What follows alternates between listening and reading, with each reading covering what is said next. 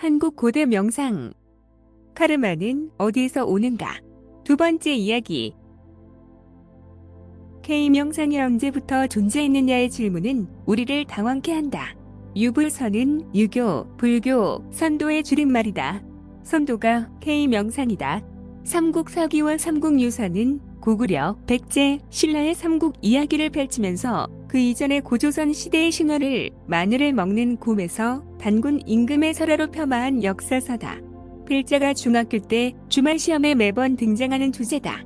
단군 임금이 한 명인 것으로 배웠는데 북한의 한국 상고사에서는 몇 대로 이어진 단군 임금과 단군릉을 이상한 눈으로 보았다. 유교를 신봉하는 삼국사기 작가 김부식과 불교의 승려이면서 삼국유사를 편찬한 승일연도 K명상인 선도를 무시했다. 마치 구한말 제물포에 머물던 프랑스 국적의 함대에게 가톨릭을 압박하는 조선을 외세의 힘을 빌어 침공론을 주장하는 가톨릭 신도와 같은 마음일 것이다. 그러나 우리의 고대사는 그렇게 만만하지 않다. 환인과 환웅천왕이 건설한 배달국 그리고 고조선의 수많은 단군 임금들은 한국 상고사를 화려하게 장식한다. 한국 고대명상 선도는 인류 문명의 근원지이며 종교의 시발점이다. 그리고 그것은 황제들만의 수행요법이다. 한국 축구 대표팀의 응원단 붉은 악마는 우리나라의 상고사에 등장하는 배달국 환웅 천황의 11대 황제다. 더욱이 일본 굿진 공수도의 창시자 최배달은 이름까지 개명하며 일본은 물론 세계를 접수한 무술가다. 특히 불교 사찰의 대웅전은 배달국 환웅 천황을 모신 사당으로 아직까지 대웅전으로 불린다.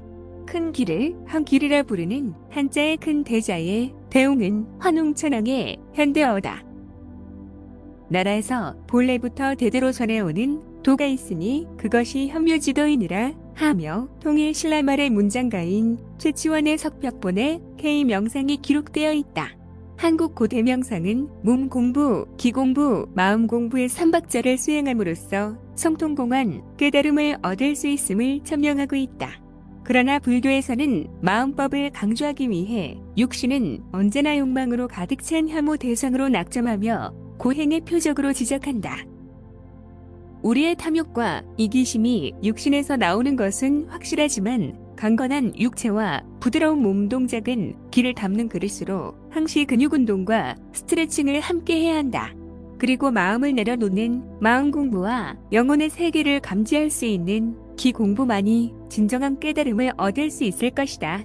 그러나 중국 기공은 자연스러운 기의 느낌보다는 의식을 활용하여 기의 형상을 만드는 수행법이다.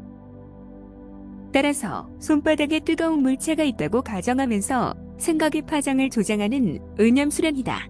인체의 중앙부인 앞면과 뒷면의 경락의 유주를 소주천으로 설정하고 또 온몸을 유지하는 대주천을 목표로 수행하는 기법을 만든다. 의식의 활용은 자기 최면과 같아 기공치료나 테마 등으로 초능력에 탐닉하지만 그 끝은 항시 무상하다. 자기 최면은 의식을 사용하여 깊은 수면을 유도하는 주술과 같은 기법이다. 침묵의 명상이 어렵고 힘들다 해도 인공적인 자기 최면은 지향되어야 한다. 숫자와 호흡을 세마는 수식관 호흡을 통하여 마음의 눈, 관법이 만들어진다. 모 일간지 미국 특파원 기자, 왑층의 저자가 주장하는 신이 부리는 요술, 바로 봄은 심리치료용이다. 마음의 눈, 관법은 의식의 배제가 핵심인데도 불구하고 의식을 동원하여 미래의 꿈인 자기 모습이나 질병 치료용의 집중은 자기도 모르게 자기 최면으로 빠질 수가 있다. 더욱이 관법으로 경락의 유통이나 경혈의 쾌열을 염원하면 역시 자기 최면에 빠진다. 어떠한 생각이라도 의식의 활용과 관계하면 자기 최면이 된다니 놀라운 일이 아닐 수 없다.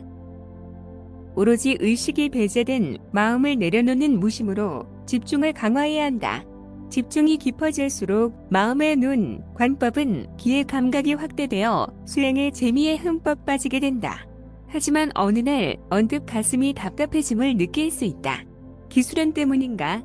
하고 의심해보지만 이것은 전생의 카르마가 가슴의 경혈을 막고 있기 때문이다. 카르마는 산스크리트의 업이란 뜻으로 과거의 행위가 현재의 삶이 되고 지금의 행동이 미래의 결과를 만들어낸다는 의미다. 카르마는 지난 삶들의 기록이며 또 해결되지 않은 전생들을 빚니기도 하다. 이들은 일상의 삶에 나타나 환란을 부추기고 생로병사를 일으키면서 평화를 깨뜨린다. 이곳에 오는 모든 이에게 평화를 하고 외치는 예수의 말씀이 들려오는 듯하다. 카르마가 영적인 형태로 등장하는 것이 빙의령이다. 빙의령은 집안의 환란의 원인이며 착한 기운 또는 사악한 기운으로 등장하여 집안의 평화를 깨뜨리는 마귀다. 질병이란 어떻게 보면 우연히 일어날 수 있지만 다른 측면에서는 카르마의 등장으로 귀신의 장난과 함께 발생한다. 일반적으로 종합병원에서 고치지 못하는 만성병 그리고 난치의 암은 현대의학도 확률만으로 손을 놓는다. 필자의 입장에서는 모든 질병이 카르마에 의한 빙의령 탓이라고 주장하고 싶다. 현대의학을 폄하하는 것은 아니지만 음식의 차단을 이겨낼 수 있다면 단식요법을 권하고 싶다. 그 이유는 빙의령은 즉위의 공급이 없으면 자연적으로 소멸되기 때문이다. 면역체계가 왕성한 젊은 환자는 대부분 완쾌된다. 그러고 보면 일상의 질병, 내과와 외과는 모두가 우연을 가장한 카르마, 귀신들의 장난이다.